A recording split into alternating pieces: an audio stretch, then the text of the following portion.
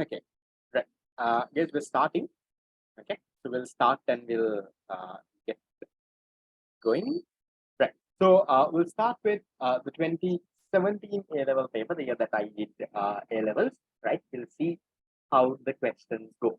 Right. So for unit number 1, I think there is 1, 2, 3, around 5 questions. Okay. We'll see how it goes. The questions are not that hard. Right. Okay. Which the following is not a factor of production? Come on, one of the easiest ones. Natural resources, human resources, capital, money, entrepreneurship. Not a factor of production. Directly in your tute, there is. It says this is not a factor of production. Which one? Natural, human, capital, money, entrepreneurship. It's money that is not a factor of production, right? So very easy ones, guys. So why we say money is not a factor of production, or why is money not capital? Money is not capital in economics because it doesn't directly contribute to produce a good or service. It only is a medium of exchange that helps you to get capital. We'll talk about that. There is a A-level essay question on that. Okay, we'll talk about it when we come back. Then the next one, the problem of scarcity. Again, very easy, guys. Can you all tell me? Exist only in developing economies, exist only in market economies, exist because prices of goods and services are too high, exist now but will be eliminated with economic growth, exist because of limited resources. What do you think, guys? The problem of scarcity? Again, an easy one, guys. Nothing big to explain, and I think you all can handle. Problem of scarcity is because you have limited resources and unlimited ones. So which one talks about something like that? It's answer number 5, right? Because resources are limited. So if your bonds are limited, then no scarcity. If resources were unlimited, then also no scarcity, right? But usually you will always have scarcity. Then the next one. Which of the following is assumed in constructing a production possibility frontier, right? What is an assumption? The economy is using resources inefficiently? No, we say that it is assumed that the resource economy will use all of its resources efficiently. Inefficiently? No. Resources are used to produce only private goods? No assumption like that, no nonsense. Right. Full employment, but not full production. No, we say that there is full employment and full production both. We say there is the economy is using resources efficiently. So again, technology is fixed. Is that an assumption that we make? Yeah, no, we say technology is fixed. No, that is assumption. There is no inflation in the economy, not related. Right? There is no assumption like that. Right? We don't say that in PPC there is no inflation, nothing like that. Right? So, but we say that the technology will remain fixed. So, what are the assumptions, guys? Can you all tell me the other assumptions of a PPC? What are the other assumptions?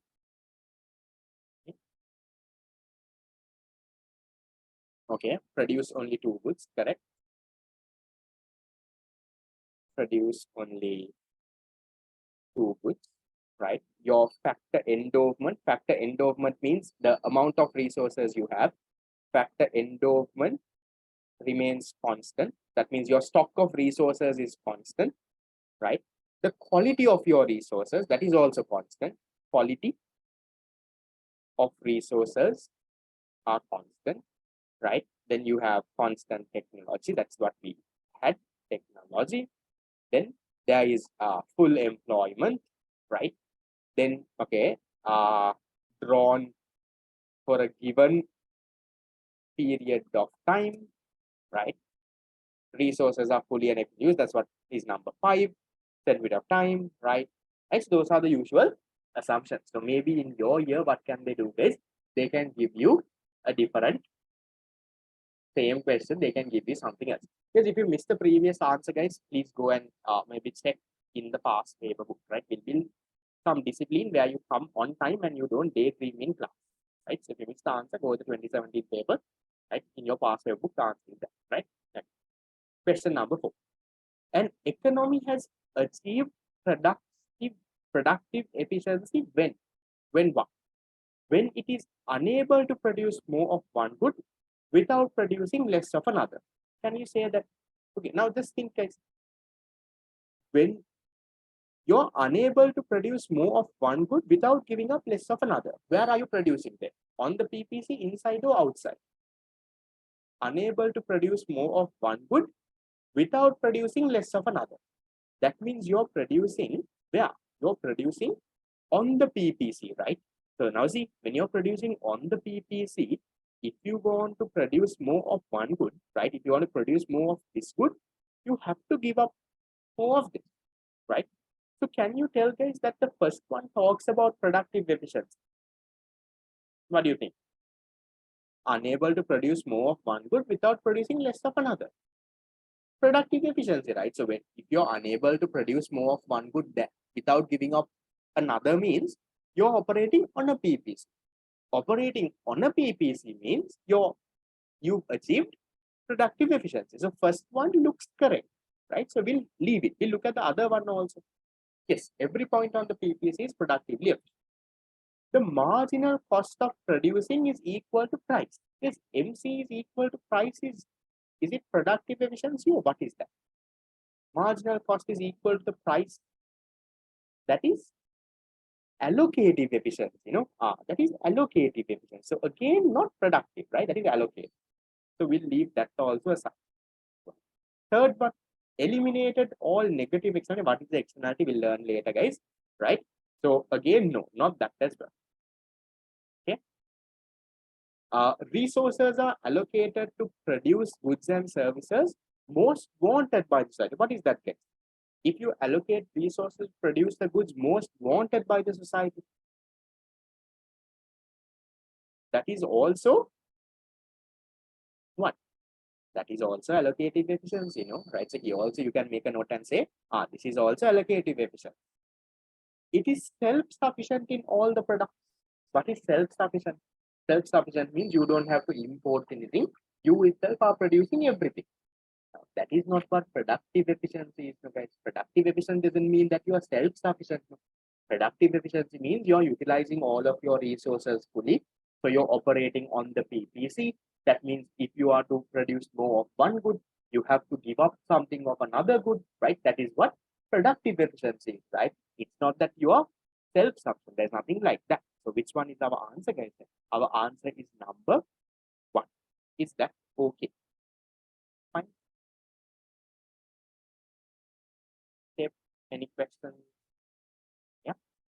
Third one, last point was drawn for a given period of time. Okay. Right. Then the question number 5.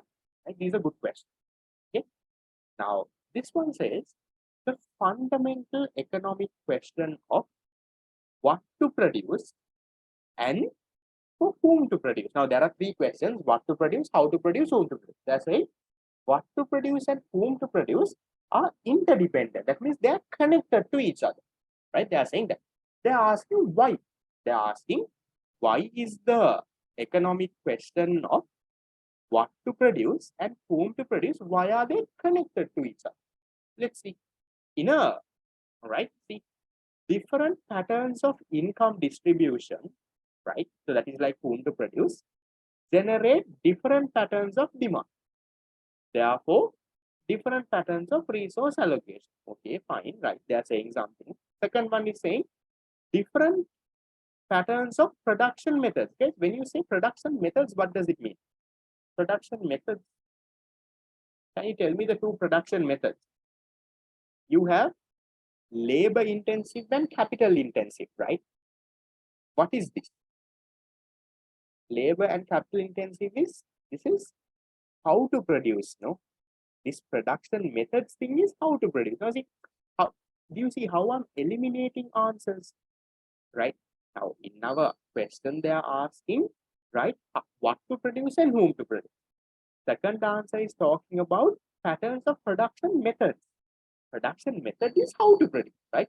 Generate different patterns of income, okay, something, right?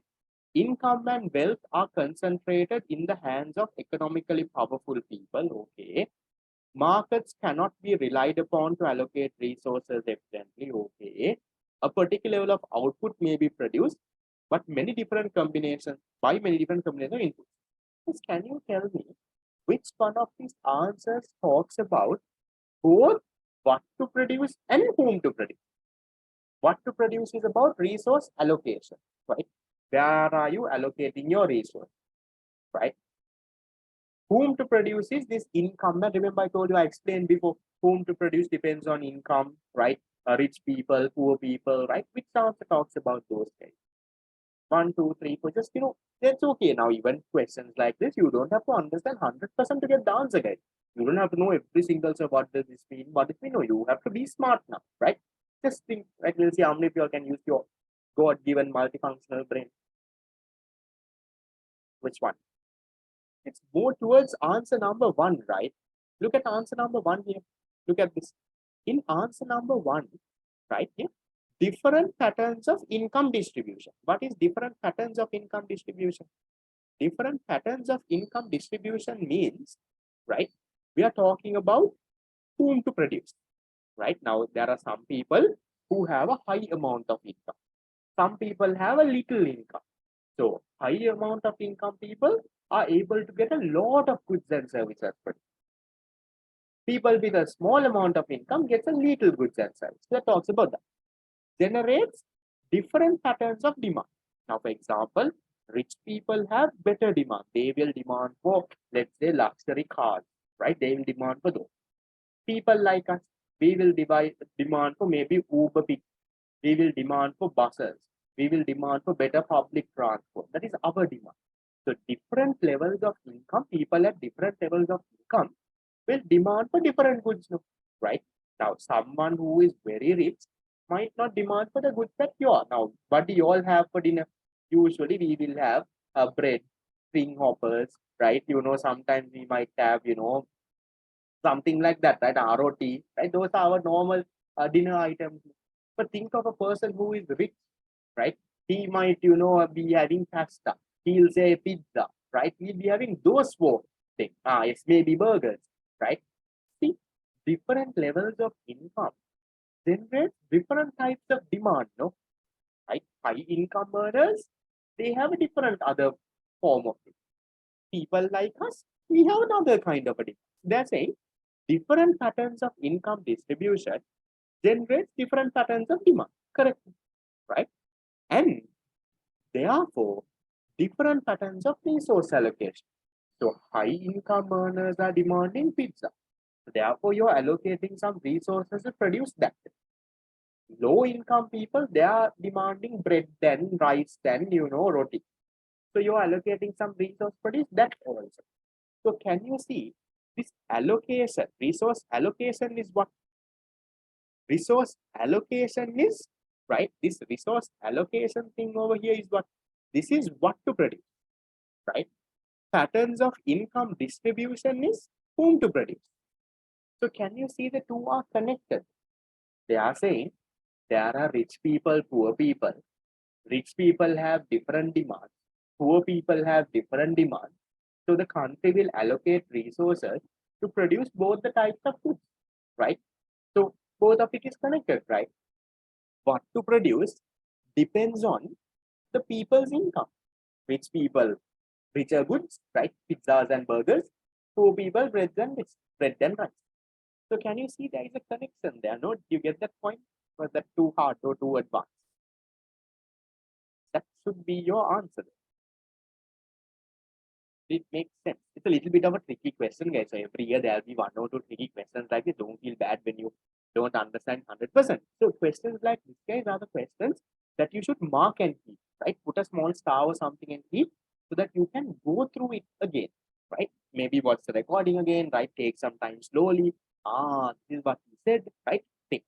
So all the other answers, guys, don't talk about this what to produce and whom to produce. They talk about some other nonsense. Okay, so the answer is number 1. Right. The last question, okay, right? So the main function of prices in a market economy is, right? Now we studied about 3 functions. So one of these answers will talk about one of those functions. So signaling or informative function, incentive function, rationing or the allocative function. So can you tell me which function does it? Some answer will talk about some function. Think. Main function of price is generate profits. guide households to choose investment opportunities, determine the elasticity of demand curves, improve the distribution of income, allocate scarce resources among alternative use. What do you think, guys? There is one that they are talking about, right? Fifth one, no? Allocate scarce resources among alternative uses. What is this? This is the allocative function, no? Or the rationing function. This question was repeated, no? Remember? Last time also same question was there. And I explained that, this generate profits is not a function of price, right? Price is not there to generate profit case, right? So that's not a function. So because some people told me one. Answer is number 5. Easy. Done. So yeah, that is the end for the 2017 question, right? Comparatively okay, no? Because how are you all doing so far? Fine. Let me end this recording and restart.